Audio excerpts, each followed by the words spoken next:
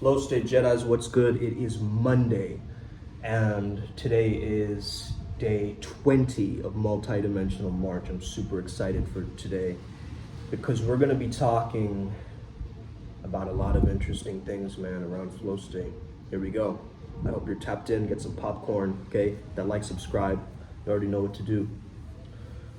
Man, I did training today this morning, MMA, and I took a nap right after. Wow, that felt so good. I think, after you train really hard, sometimes you just feel like crashing.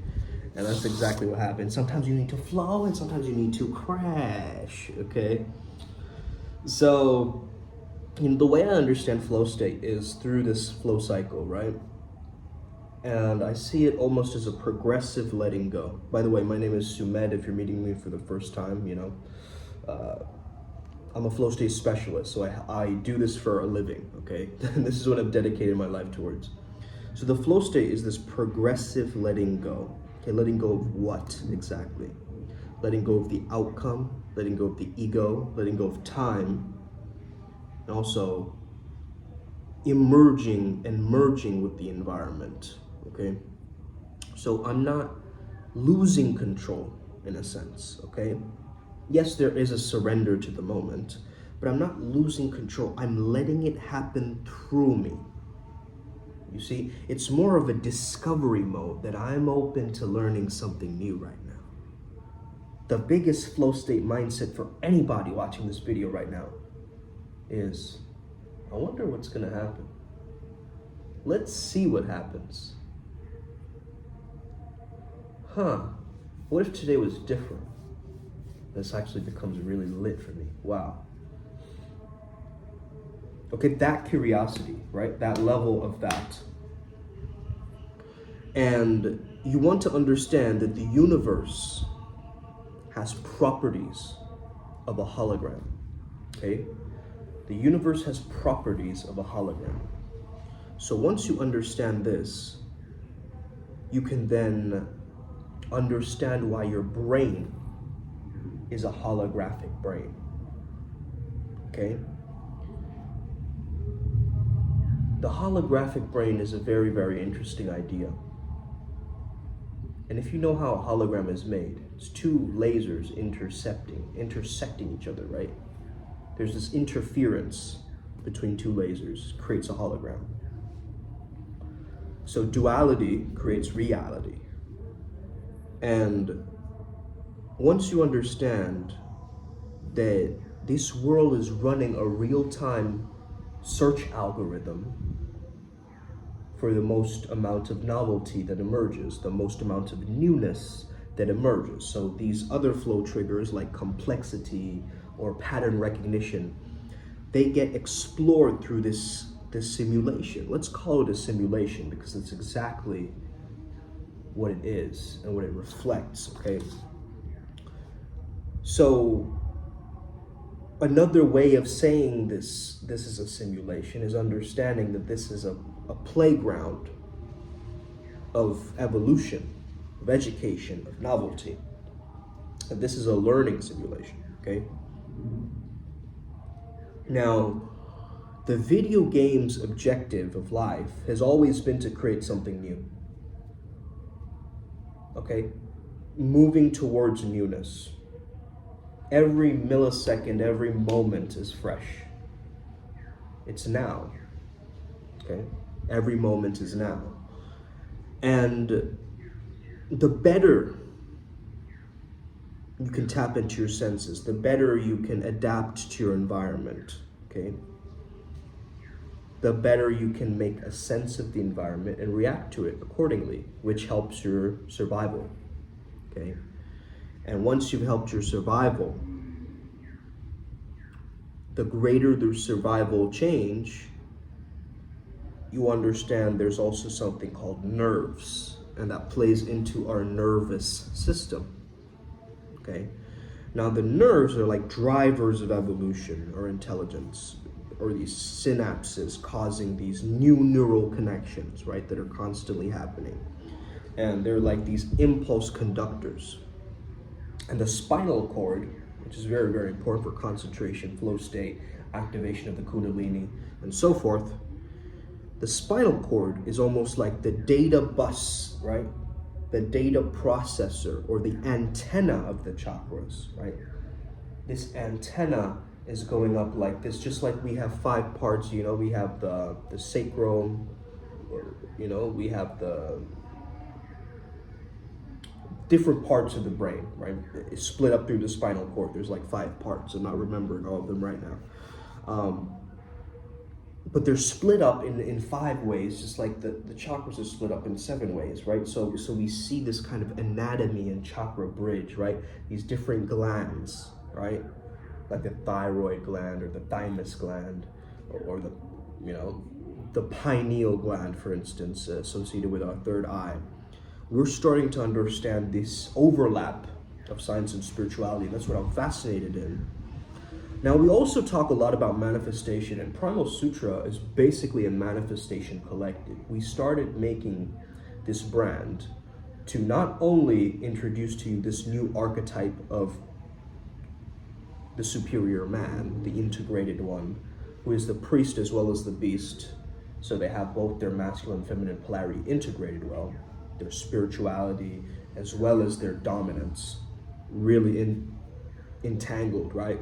Like that big daddy energy, that flow state wizardry that just comes out, right? And just you start to tap into something that is invisible to you. And I've split up the law of attraction, the law of vibration, and the law of resonance with just 3 simple questions you can ask yourself to tap into all 3. Every single day you can tap into all 3. And if you are mindful, okay, if you train your mindfulness, you'll understand that there's more than one kind of mindfulness. There's mindfulness of the body, there's mindfulness of different states of mind, or, you know, sometimes phenomena or dharma. There is, you know, mindfulness of just the felt emotions, right? Like the emotional body, the feelings of the senses. Or like, you know, oh, I felt a prickly heat on my body, or like, oh, I feel like a chill down my spine, or something like this, right? We feel all these sensations and different things. And then there's also mindfulness of the environment, or what you're doing. So there's different styles of mindfulness, right? But generally it is bringing your mind to the present moment and what you observe, right? So once you already bring yourself to that, you don't have to remind yourself of these 3 laws of law of vibration, law of attraction, and law of resonance, because you're already actually tuning into that. So the 3 questions is, so the law of vibration, how am I feeling? Okay, this is more so associated with your emotional body. Your vibration is connected to how good you are feeling in your own body, right? And so how am I feeling is a good check-in question for you. If you're feeling bad, your vibration is low. If you're feeling good, your vibration is high. Very simple, right? We don't want to overcomplicate this. We want to simplify and make this succinct and something that is comprehensible, right? Not just some random theory. So how am I feeling? Next we have, what do I want? Okay, not what I don't want, but what do I want? What do I desire? What do I want to create? Okay, that is the law of attraction. Okay, like attracts like, and so forth. So, what do I want, and how am I feeling? Okay, 2 laws already deciphered. Number 3 is an interesting one. It's the law of resonance. Okay, things will resonate at the frequency. We attract not what we want, we attract what we are. Okay, so the law of resonance comes through in this very important question of, the video just cut off, but here we go again. So, what do I feel? What do I want? And who do I... So the last one, the law of resonance, is introduced through this question of, who do I need to be in order to manifest what I want, or for my manifestations to come true? This is a really, really important one, the law of resonance, because a lot of the times we resonate at a different frequency, right? Like, let's say you're in a sad state. You're going to resonate with sad shows, sad movies, sad body language, sad ways of, you know, and it's going to stack from there. And once you understand this power of stacking and how momentum builds and how momentum breaks, you can actually get yourself from a very stuck low state to getting yourself more amped up, right, towards doing something. You know, a lot of people who are on this flow state journey, they're state pumpers, like I said. So they will make themselves feel really good in that state, but the rest of the day they're completely frazzled or scattered, right? You see this with a lot of actors, or like, you know, even maybe like people who are studying like social dynamics and stuff like that, right? Where they just like, they can be this avatar every time they're going out, but then in their regular life, they're just completely frazzled, right? They're just scattered, but then once they've primed themselves to, you know, with pump up music, with all these external things, and you gotta understand, man, that intuition and emotion are two very different things. Learned this from Frank White, the sorcerer, right? So start to understand that if you're very, very intuitive, it doesn't necessarily mean that you have to be super hyper emotional all the time, okay? Intuition is a different skill set than emotional regulation or understanding emotions, or expressing your emotions for that matter, okay? So let's first of all separate the two. But you gotta also understand what society is telling us and programming us to be. The society is telling you to be afraid of very strong emotions and expressing very strong emotions, okay? You'll notice that whenever somebody expresses strong emotions, they get cut down, right? They get shut down in terms of that. Now, tension represses emotion, okay? So the tension and the anxiety and the stress that you feel within your own body, it actually holding patterns, okay, as we learn from bioenergetics, or these holding patterns of this trauma or these emotions that haven't been fully processed yet, right? So they're stuck in different aspects of the body. Now, you will understand based on the perception if someone has a high value or a very low value. A low value person, let's say they get a compliment, they'll see it as, oh, this person is just being sarcastic. Okay, this person is being very, you know, patronizing or condescending to me. Okay, yeah, no, that I know it's kind of like a nice compliment, but still I don't believe it 100%, right? That's low self-esteem. That's just the way that it's perceived. Let's say an insult. Someone insults a low self-esteem person. Their whole week is ruined, okay? They keep thinking about that one event. Their whole time is wrecked.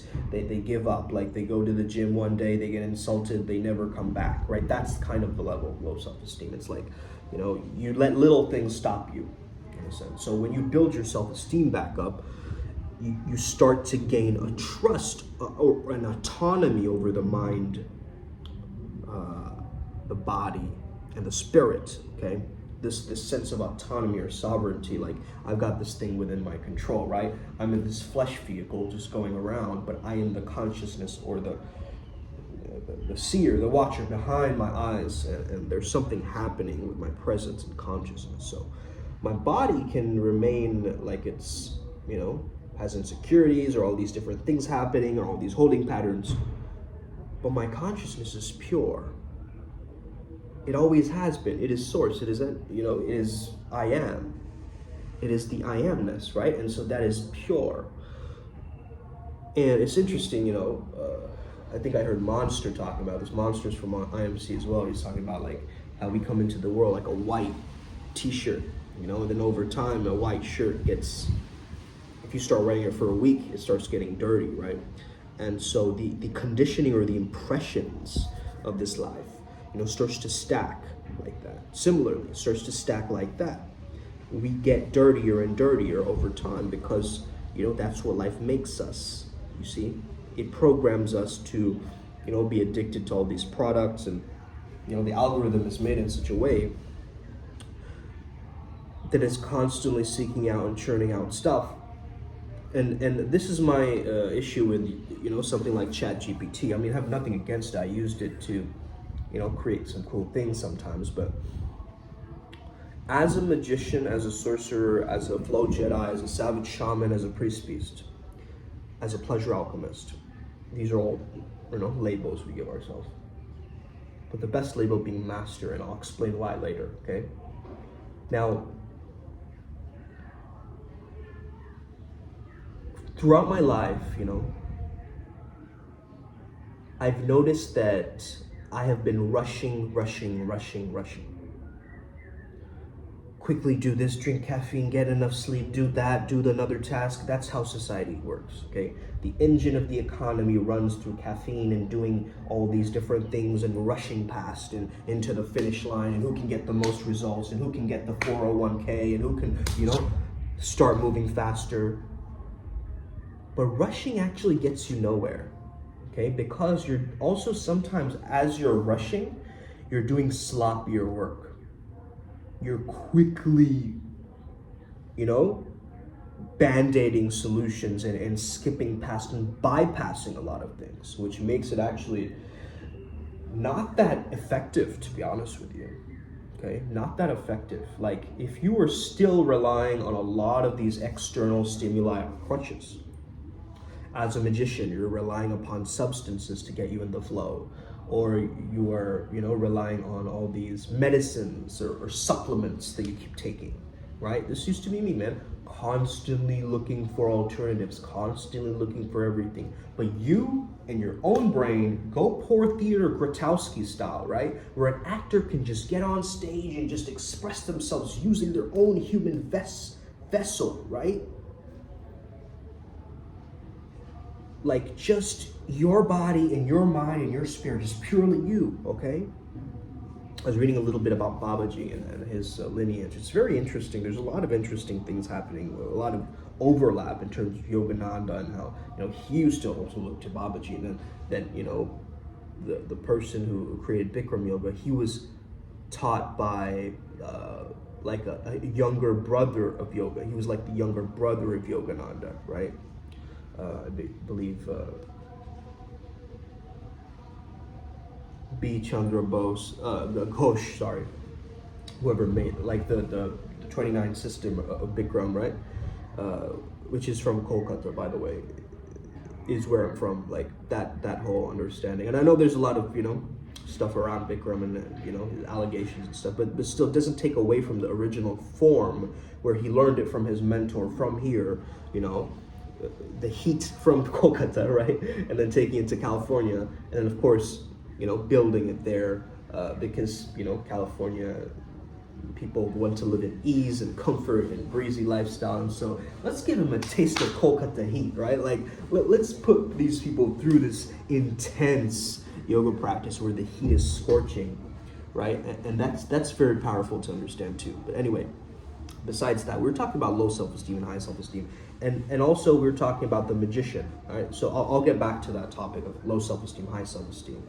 But listen to this. If you're a magician and you're relying on your headphones, or you're relying on something else, you're relying on a guided meditation, or you're relying on an app, or you're relying on some other crutch like gamma waves to help you channel. Like, I used to do that for a while, but now I'm getting much more used to invoking just using my own senses. And I've gotten to the point where I don't need those training wheels or those crutches anymore. You see what I'm saying? Like, I don't need an app like Headspace to get me focused. Those were training wheels. Those were things that I needed to do. Yes, true, I needed to take supplements during that phase of my life, but now I don't need to. You see what I'm saying? So you want to get to actually this point where you feel so free just being by yourself. And that's the true mission of the Flow Jedi, right? It's like, I don't need anything. I'm happy just being me and just showing up. I can be so self-amused just by my own mind and my own body and my own intuition and all of them working together in these different modes, right? A lot of the times we let our intellectual modes or self-monitoring, take over and create problems for us. But the issue being, a lot of the times if you just want that verbal wit or just talking all the time, you can't rely on the intellectual information, and gathering all of that.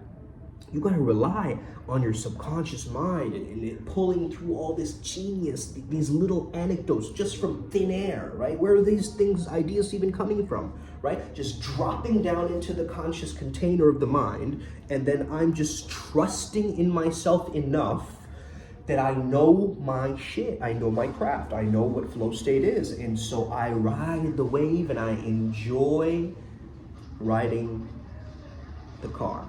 The vehicle, this flesh vehicle, I enjoy the ride, okay? I enjoy going through the process of, let's say that you were trying to get to point A to point B, like in an Uber. Now, let's say the Uber driver's like hella smelly and he's like cursing in a foreign language, and he has no snacks and he has no water, and he's kind of like being annoying, and he is blasting the radio real loud. Now, he's still getting you from point A to point B, correct? But it's not an enjoyable experience. Your flow state isn't going to be on point. You get what I mean? You're not feeling good because it's affecting your vibration. So how am I feeling? I'm not feeling that good, man. I'm trapped in here until I get to, Windsor Street or whatever, or wherever I'm going to, right? So, but what if the Uber driver, right, was like a really kind person, they're talking minimally, but they're asking relevant questions, and they're kind of building a little bit of rapport, and it's nice, man. The music is chill. You get to know who they are a little bit based on that musical taste. And the car smells nice and really comfy, lots of pillows, And now the ride is enjoyable. But remember, the outcome, the task is just A to B. But one is more enjoyable, so it's smoother, okay? The smoothness is there of the ride. You can actually kick back and relax on one ride, where the other one, you're in emergency mode, worrying about what senses are being hit and attacked, right? Like if it's super dusty somewhere, you're gonna be hit with that dust or that smell of like something rancid, right? It's like, it's gonna attack your senses. India's like that, very much so. Like colors, lights, like different things, sensations, new smells, right? New tastes, but it also taps you in, right? Moving through a crowded street in India, like just taps you in like crazy, right? Because you're looking at all this stuff, especially as a foreigner, I'm sure, right? Like if you ever come to do residency here with me or something, right? You will get that taste of like, whoa, this is pretty intense, bro, right? Like I get it now why you don't want to drive here. Like I get, right? And so I was talking earlier about, a person with low self-esteem is looking at a compliment as like sarcasm or like, oh yeah, they don't really mean that, right? But a person with high self-esteem, they'll be like, oh, thanks, man. Yeah, I really appreciate that. Like, let's say someone says you have a cool hat, right? You'll be like, hey, yeah, you know what? Thanks, man. I really appreciate that. I got it from this place, right? That's what a person with high self-esteem would say. Now, let's take the example of, like, someone makes a joke about you or insults you, right? Or mocks you. Now, one person will stop everything altogether. Person with low self-esteem, high self-esteem, if someone makes fun of your hat, you'll just say something weird and you just laugh it off and kind of take it as a joke, right? It's like someone saying, that hat looks like you're from the medieval ages or something, right? Let's say someone says that. Like, gotta cross the moat somehow, right? Make a lame comeback, like a joke or a pun, and just move on. Just move it, right? That's the zone, right? That's the zone. The zone is you making a dad joke and then moving on, okay? Moving on out, okay? Enjoying the ride. So, by itself, you cannot let the intellectual mode try to manifest, right? It's like the nervousness, which is a fear of failure, with the being in your head, creates something called outcome dependence, okay? It also creates this thing where you feel very much so like this kind of self-monitoring, right? So nervousness and this being stuck in the intellect and like overanalyzing something, you start to self-monitor. Am I doing this okay? Is this right?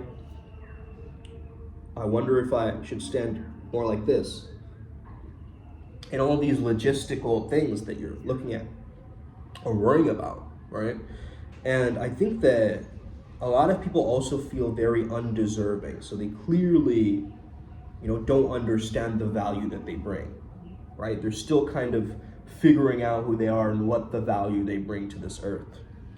And so that creates also kind of a sadness or this feeling of like I can't reach these other states of mind or like be in this different way that other people are being and so forth.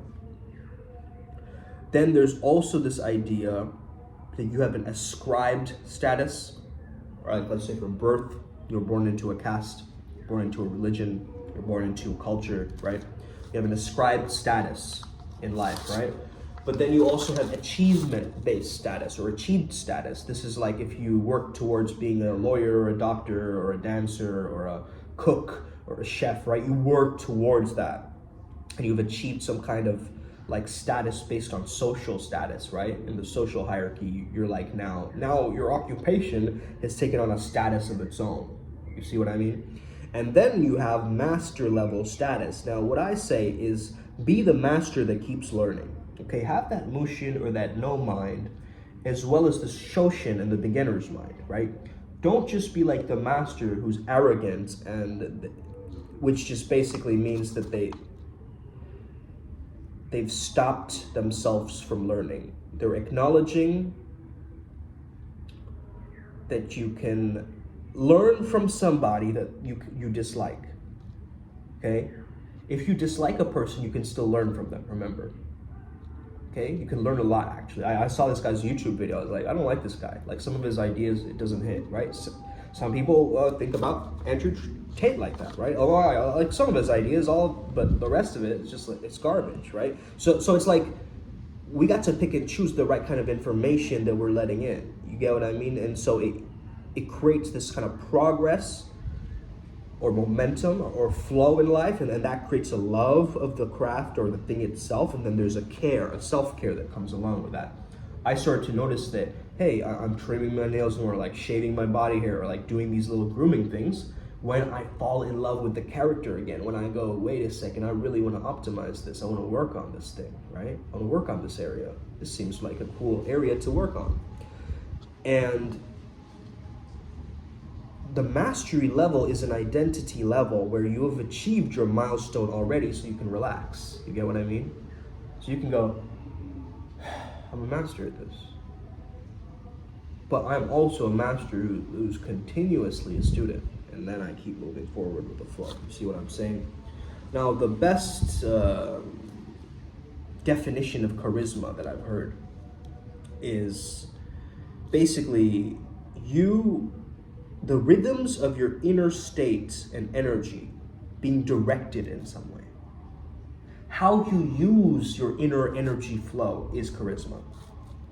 How is it being expressed out into the physical world? Right? Charismatic people can amp up their energy, but they can also bring it down. They can be a hot coal in a barbecue, or they can be a raging brush fire. They can start yelling and like giving an immense speech where they can reach the back of the room of the auditorium. You get what I mean? So they have range. You know when you sit with somebody, right? And you feel that this person has more emotional range. You get what I mean? Like with my group of friends, they know that I can be chill and laid back as fuck, or I can be like, come here, you know, or do something random like that, and they'll never expect it. They'll be, what the hell? Like Sim is up to his shenanigans again, okay? Or I'll be doing something like walking backwards or something like that, you know, just to pull myself out of that egoic, like, you know, thing of like, I have to be like this, I have to do this, I have to know this, right? That intellectual mode is coming in. So I need to do something goofy or silly to just break down the egoic preservation system, right? That's going, must be protective like this. But what if, are you deserving enough of this hot girl? Are you deserving enough of this money and this paycheck that you got? Okay, hey, yes I am. Yes I am. Okay, that's the answer. Yes I am. Let's move forward, okay? You gotta work on your insecurities and the different blind spots that you see. You can only do that through working with a coach, okay? And somebody who understands it and sees it from this perspective, especially someone with intuition, you know? I worked with a lot of intuitive coaches and they can tell things about me where I'm like, whoa, how did you even know that, right? It's nothing more than just trusting your subconscious and trusting the answers that come up. You get what I mean? So I hope you enjoyed this video. Give it a thumbs up.